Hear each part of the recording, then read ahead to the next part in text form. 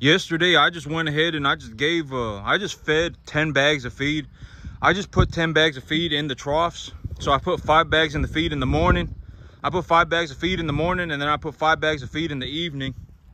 And when I got out here this morning, there was still feed left in one of the troughs. And so the animals were not, there was still feed left in that last trough. It was, you know, there was still a good bit of food left in it, a noticeable amount of food in it. And so these animals are, they'll eat about 9.5 bags of feed a day. They'll eat about just over 9 bags of feed a day. And so yesterday I figured out, okay, so if you watch me, you know, you're gonna have seen me having done this before in the past. When I feed high grain diets, I do something called limit feeding. And the idea of limit feeding is that you want to increase the efficiency of gain. So if I feed these animals,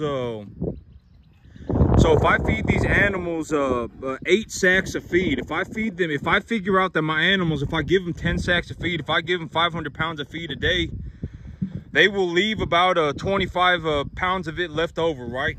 And so if I figured that out, then I know that my animals, the most that they'll want to eat at all, you know, is about 970, or is about 475 pounds of feed, right?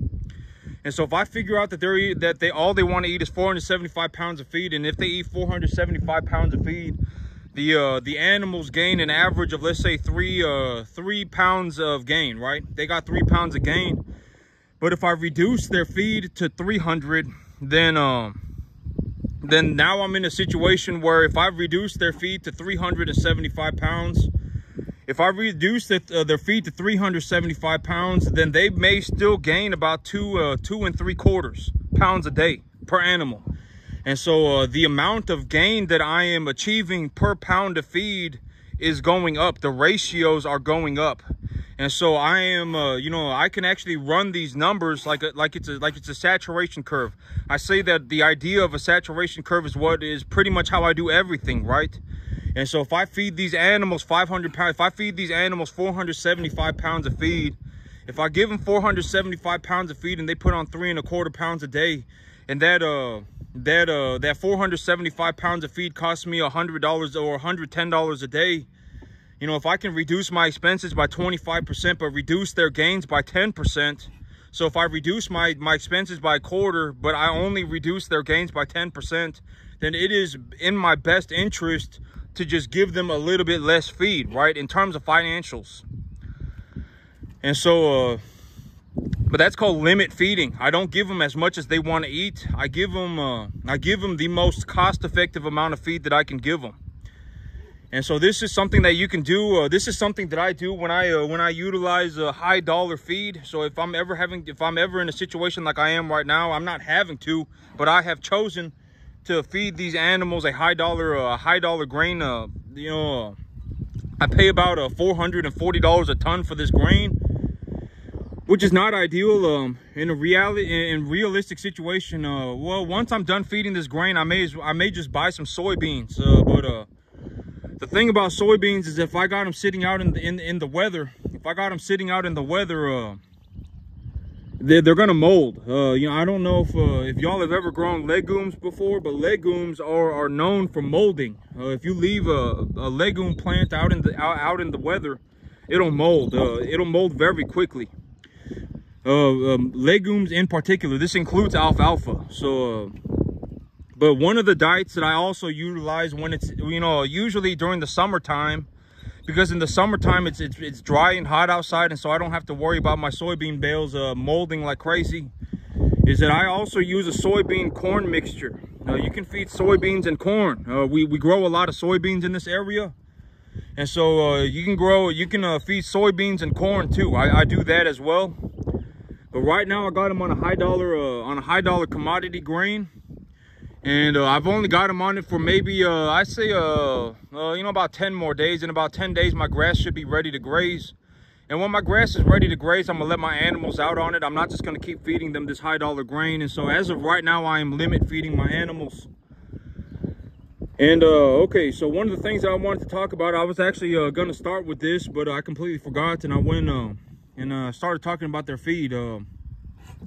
But as of right now, my BRD mortality, I don't know if it's exactly, it's probably not all BRD, but you know, I have had one animal die of diarrhea, severe diarrhea, the worst diarrhea that I've ever seen in my life. And then I had four cattle die of BRD, or five cattle die of BRD. So I've lost 6 animals out of 34 animals. And so I was going to start with this because it's kind of bad news, right? It is bad news. I'm not going to say it's bad news. It is what it is. And it's something that I'm dealing with right now.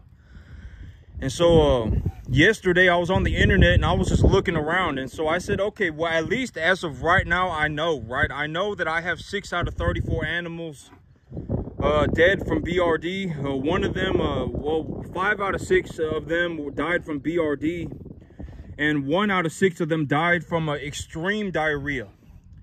And so I was taking a look at everything that I was doing, and I went on the internet and I started Googling stuff, and I just started Googling what I can about cattle BRD.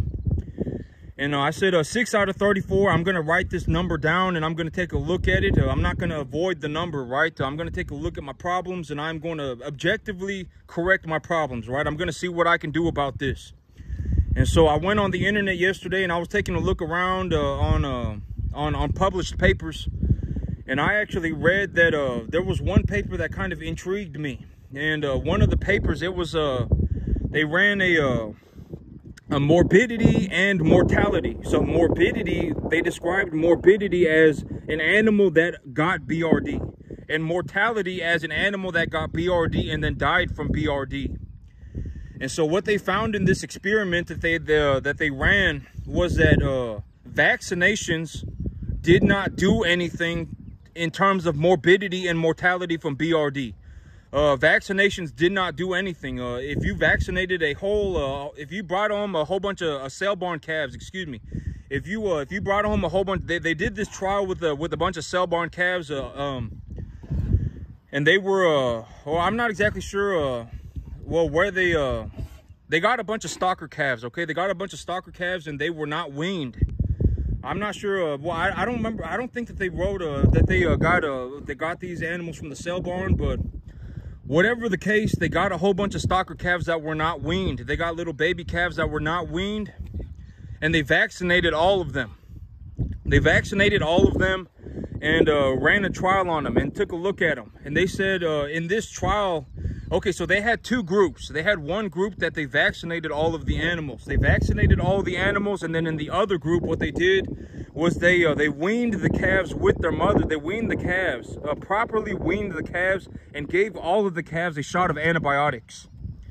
And so what they did for group number 1 was they just weaned the calves completely. They just cold turkey pulled the calves away from the mom, gave them a shot of vaccination, and then left them.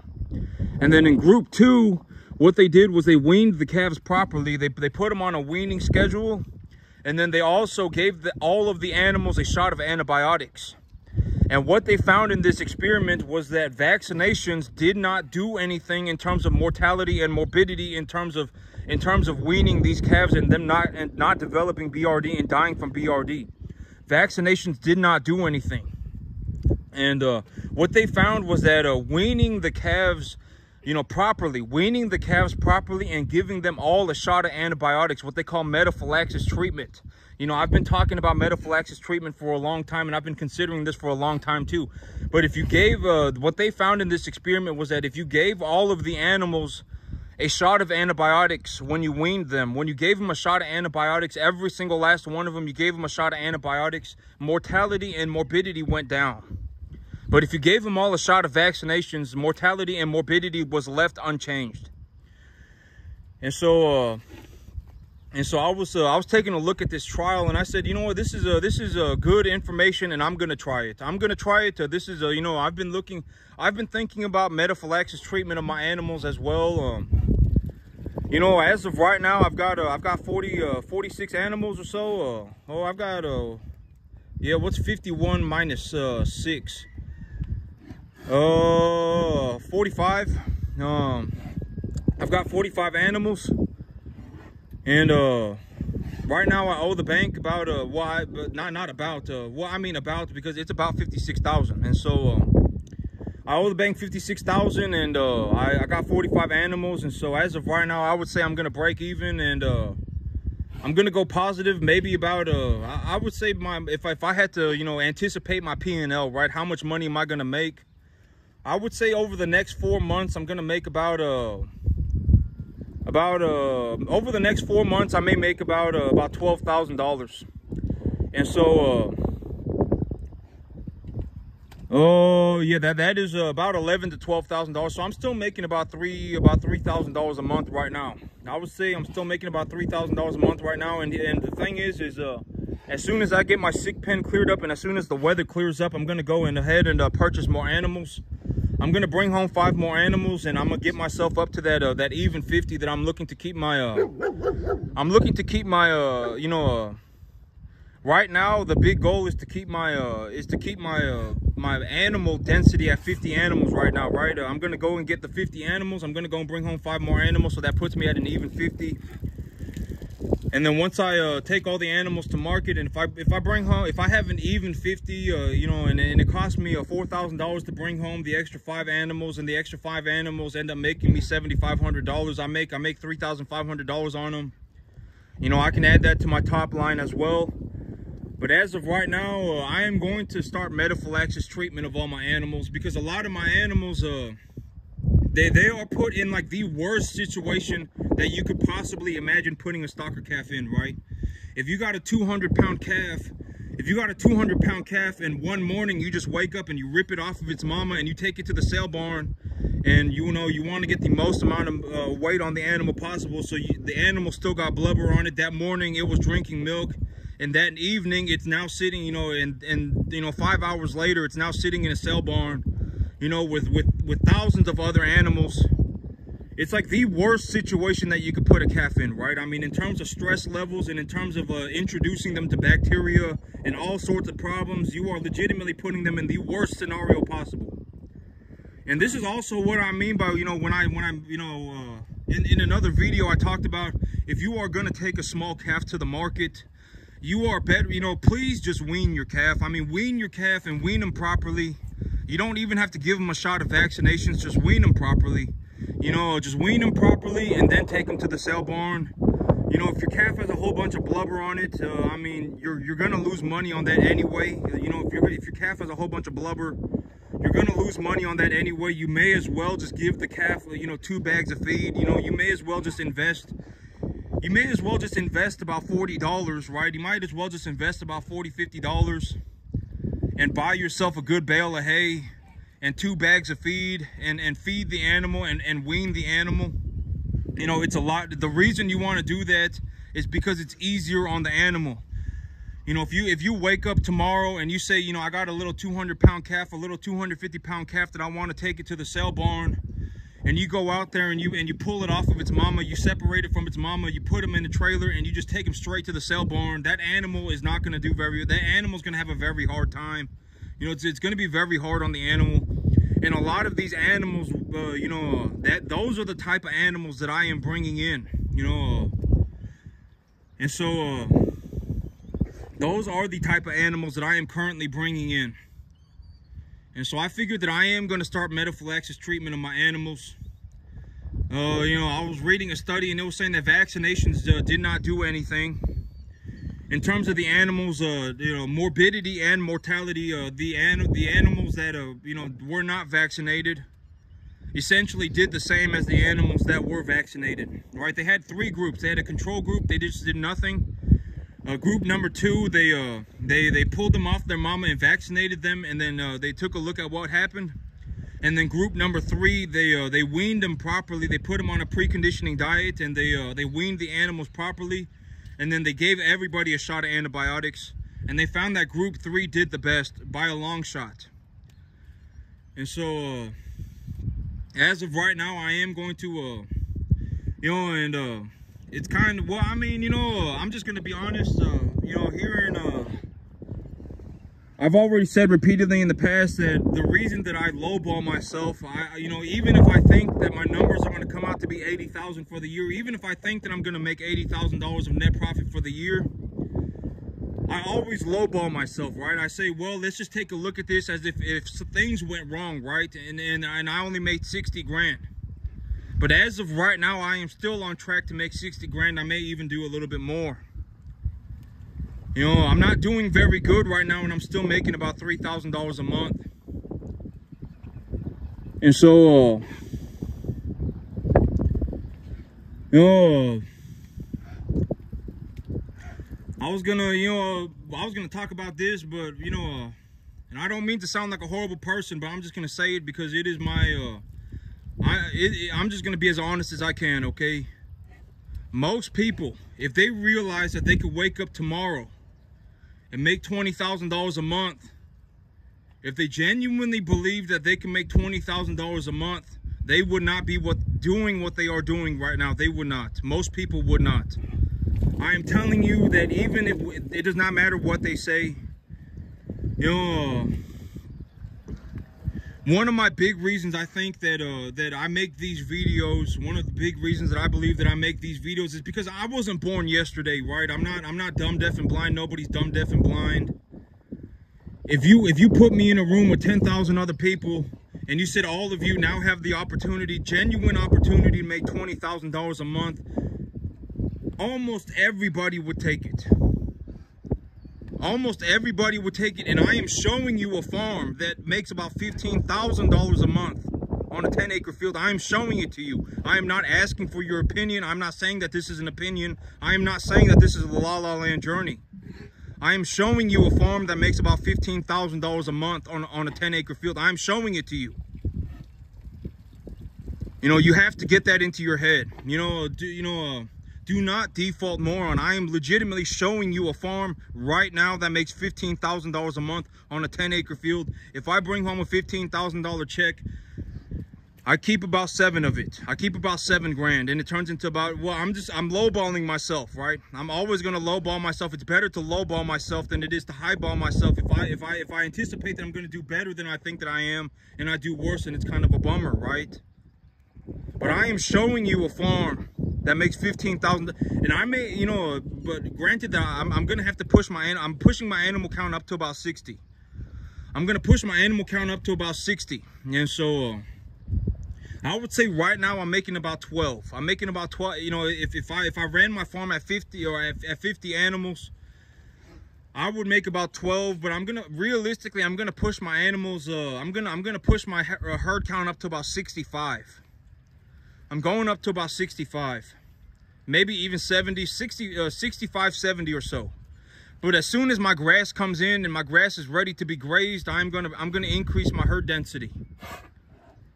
And so when I make these videos, I am showing you a farm. I'm not saying this is not my La La Land journey. Objectively, this is how much money I make. Right, I can legitimately show you my checks, right? I mean, it's not up for debate. Money's not up for debate. I show you my checks. I take pictures of my checks. I'm not, you know, I don't care what you think. If you died tomorrow, my life would go on just as it is today. I honestly do not care. You could drop dead tomorrow. I do not care. You know, I am telling you that this farm, and I am telling you right now, if a person, 99.999% of the human population, if they realize that they can make 20 grand a month tomorrow, they would turn on a dime. You know, that they would not be living the way that they are right now. They would not. It does not matter what they say. A lot of people are stuck in default moron. They are stuck being a moron forever.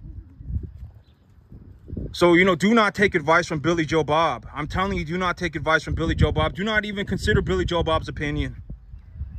Billy Joe Bob might lead you astray. You have to understand that. Billy Joe Bob might know another Billy Joe Bob, and both the Billy Joe Bobs have convinced themselves that they are correct, and now they are both heading in the wrong direction, and they are going to drag you with them. And so when you look at my farm, you know, understand that that is the amount of money that I make on this farm. It does not matter what you think.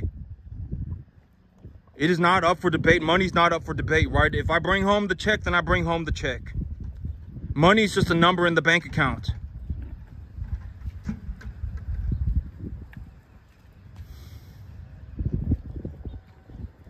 And all of you need, you know, if you're watching my videos, you need to realize that if you've been watching my videos for any extended period of time, you actually, in terms of head knowledge, you already have what it takes to do at least, you know, like when I drive around in the world, when I go around and I look at, you know, 50,000 farms, there is legitimately zero reason why almost no, but like legitimately, I haven't seen one person even get to the 10% mark, right? There shouldn't be any reason for that, you know.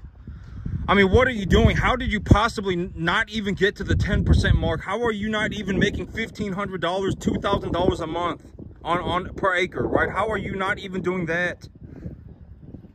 Like, what are you doing? You know what I'm saying? I mean, there is legitimately no reason why that should be happening. When I drive around and I go to a sale barn in the north, when I go to a sale barn in the northeast, when I go to a sale barn in the northwest, when I go to a sale barn in the east, when I go to the fertilizer co-op in the, you know, in the northeast, when I go, you know, when I go look at a piece of property in the south, there should not be any reason that I drive by 10,000 farms and nobody's even getting to the 10% mark.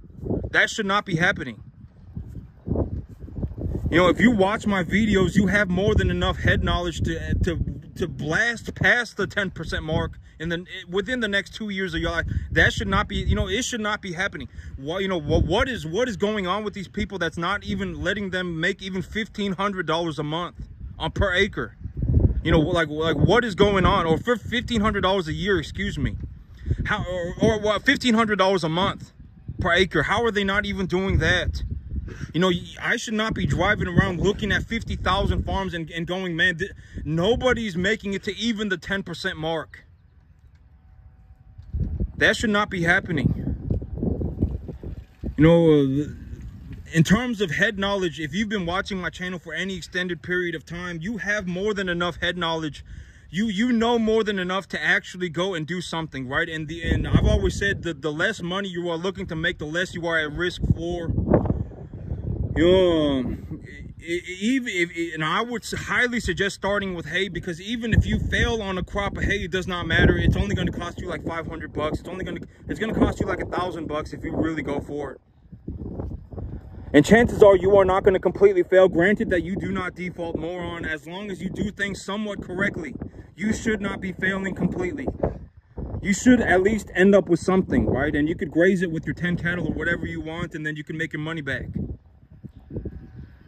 But like when I drive around in the world and I go all over the place, I should not be stuck in a situation where I am looking around and going, man, I just looked at 50,000 farms and nobody's making it to even the 10% mark. That should not be happening. That is not because you are dumb. You know, there is something other major problem going on. If I drive around and take a look, you should be, if you are objectively headed in the right direction, there is no reason why you should not be even getting to the 10% mark.